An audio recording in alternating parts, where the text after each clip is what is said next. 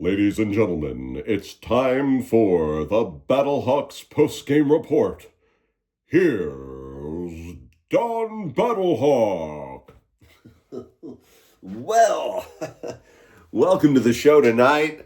Oh, I am Don Battlehawk, and this is Battle Talk. And I'll tell you what, talk about the win. Now, first, let's get this out of the way. Yeah, post game scotch.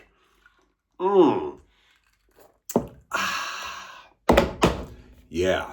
Now, there was one person on the Battlehawks that was not the problem, and it was Harrison Frost. Now, did he have a perfect game? No. Did he throw 2 picks? Yes. One of them was like a tappity tap tap, and the other one was, seriously, what the hell? I don't know what the hell that was.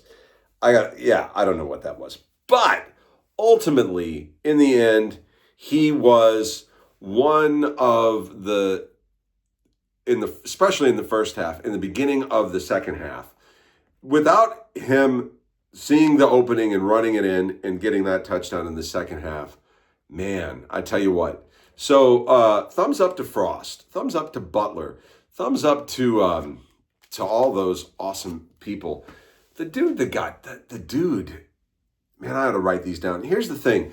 These the pregames, the halftime and the postgame shows, yeah, don't expect much from me. Other than this was the best, important, awesome, spectacular Battlehawks victory in the history of the Battlehawks tonight. That's right. Woo! That's right.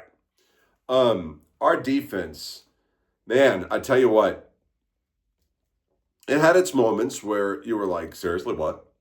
But ultimately, man, our defense is good. And it is so nice to see the offense show up in the first half and even a little bit in the second half, right? To where, defense wins ball games. But it is just so nice to have the offense show up. And, man, Frosty the Snowman getting a freaking touchdown to start off the second half was nice. Now, props to Orlando for pulling off one of the coolest plays that is the 4th and 12. Yeah, I still wish it was the 4th and 15, but I mean, wow. Props to them for that. And hey, look, there wasn't a crap ton of people at that game, but Orlando fans, you guys are in it. You guys are into it. You didn't have a broad chick like Birmingham had, but other than that, man, you're into it. You're legit fans. That is pretty awesome. But yeah, I tell you what, the lack of urgency is something that almost every team in the UFL needs to address. It's the lack of urgency or the ability to employ that urgency that may have, or it certainly was an element that led to the Battlehawks' loss last week. And the lack of urgency played a part in Orlando's loss this week. Now, don't call it an upset, because I ain't upset. But there are things that need to be addressed. Offense still needs to be addressed. I don't know how you make a hit like that. and it not be malicious. They kicked a dude out. They ejected a dude. This ain't baseball. This is football. It's a hard-hitting sport to begin with. They ejected the dude, and it was the right thing to do. So, yeah. But ultimately, man, best Battlehawks win ever in the history of the Battlehawks happened tonight. And Harrison Frost, man, best quarterback ever. And I'm gonna do a play-by-play where I've got names in front of me. Feeney did well. A lot of the guys on our defense did a great job. I did make some noise from my living room, though, because it was from my living room. It was a bit muted because I like to be able to talk. But I'm very happy with this right now. And I'm happy with it not just because the Battlehawks won, but because there was offensive performance in the first half of the game. I'm telling you, man, Frost may not have, the arm of the Terminator, but if you understand what he can do and you play to that, things can happen. Now, Butler wasn't hit really in the second half. Maybe. And understand this. People that say, well, they should be going after Butler more. It's very possible that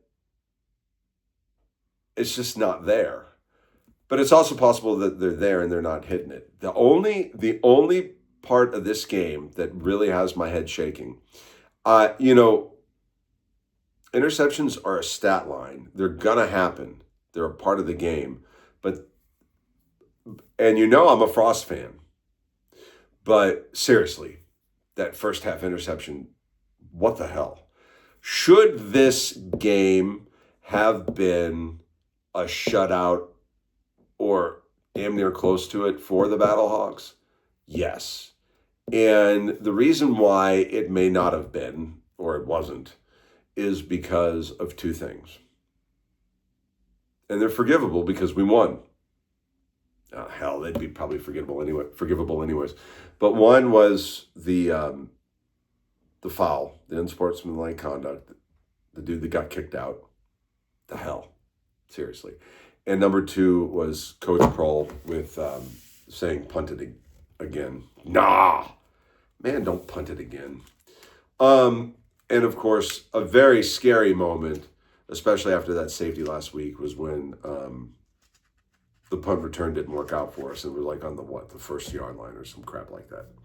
So yeah, that was it. Ultimately, best Battlehawks win ever. And let's go on to next week and see what we can do and just keep building on this. Let's go 3-2, then 4-2, then 5-2, then 6-2, then 7-2, then 8-2. And we have beaten DC before, even though we lost to them last week, and we have beaten Orlando now. So if we can just make it to the playoffs and actually win a playoff game,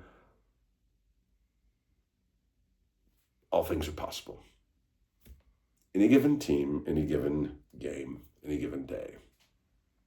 I am Don Battlehawk, and this has been the Battle Talk post-game report. Remember, you can wear your Battlehawk shirts all the way through the next game. You don't have to deny yourself. See you next time.